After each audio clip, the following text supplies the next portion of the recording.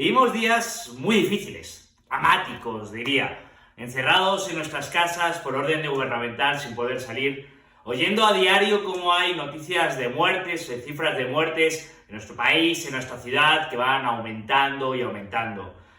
Y lo primero que quiero hacer es dirigir mi más sentido pésame a las familias de esos miles de fallecidos, que Dios les tenga en su gloria. Y este confinamiento y estas noticias de fallecidos nos lleva a una situación de incertidumbre. No sabemos lo que pasará, no sabemos lo que ocurrirá con la economía, no sabemos lo que ocurrirá con nuestras propias vidas, no sabemos cómo será el mundo el día que nos dejen salir de la casa.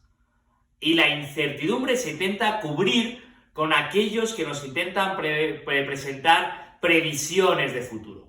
Llevamos semanas y semanas hablando de la famosa curva y hablando de las proyecciones de fallecidos, haciendo contabilidad de muertos, como si fuese inexorable que la proyección de la curva, por mucho que lo haya dicho el Imperial College o tal universidad, fuese inexorable que va a tener que haber ese número de muertos. Cuando la realidad es que apenas sabemos nada de lo necesario para poder hacer un modelo de propagación de epidemiología. No sabemos cuál es la tasa de mortalidad de este virus, no sabemos cuántos son los infectados, porque solo sabemos cuántos han dado positivo en los test, que es muy distinto de cuántos son infectados en el conjunto de la población, y no sabemos cómo se propaga este virus. Ni siquiera sabemos cuántos muertos hay, puesto que la contabilidad oficial no es ni comparable entre distintos países ni muy confiable en muchos de ellos.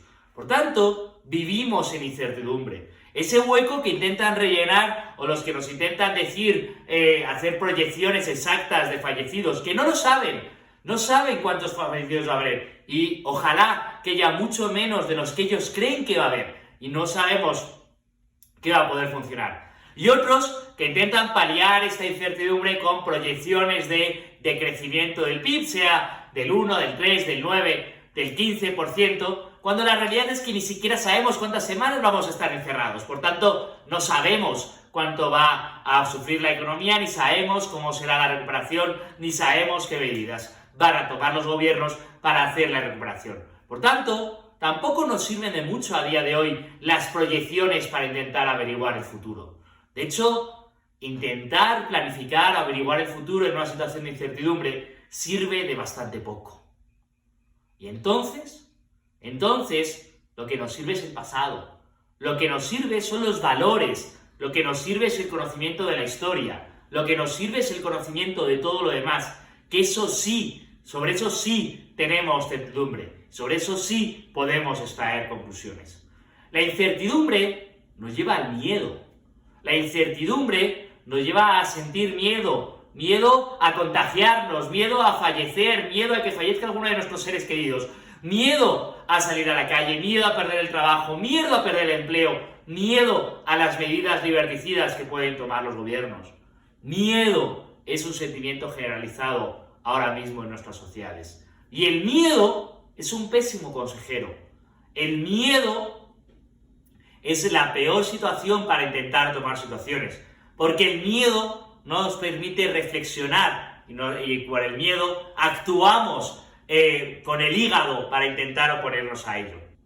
Por eso es importante mantener nuestros principios. Frente al miedo es como nos construimos, enfrentándonos al miedo, frente al miedo, que es el título del libro del maestro Escotado, de su recuperación de artículos. No es no sentir miedo, es superar el miedo, enfrentándolo, dándole cara. Nosotros, nuestras sociedades, nuestros gobiernos han optado por huir de la posibilidad de la pandemia, confinándonos y encerrándonos en nuestras casas, no enfrentándolo.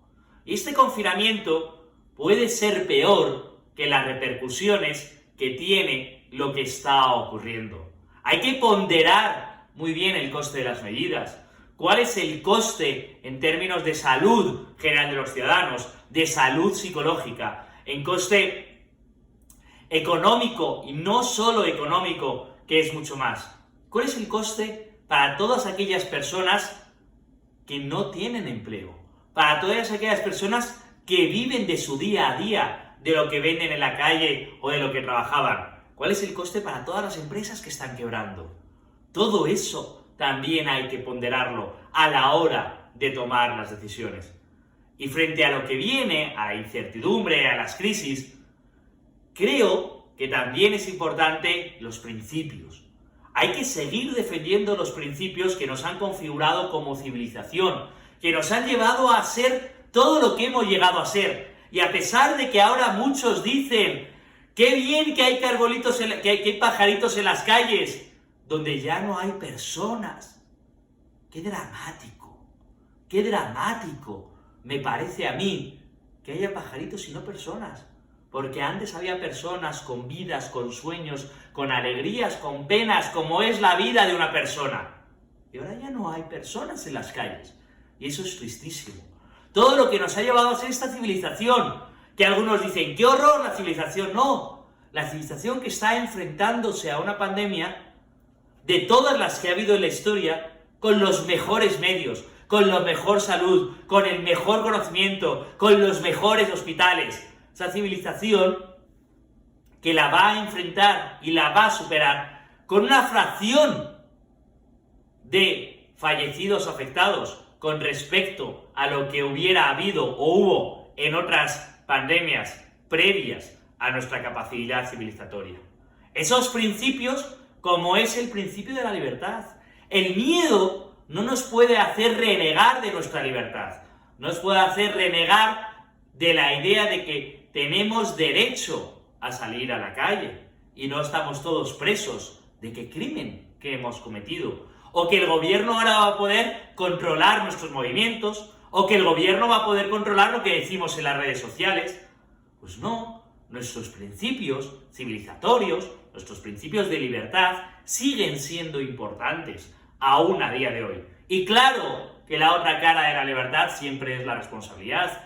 Y claro que ante el peligro tenemos que proteger a los más débiles. Y claro que ante el peligro tenemos que atender como sociedad y de manera colectiva a aquellos que están enfermos, a aquellos que están sufriendo, a aquellos vulnerables, a aquellos que más nos lo necesitan. Esos también son parte de nuestros principios civilizatorios.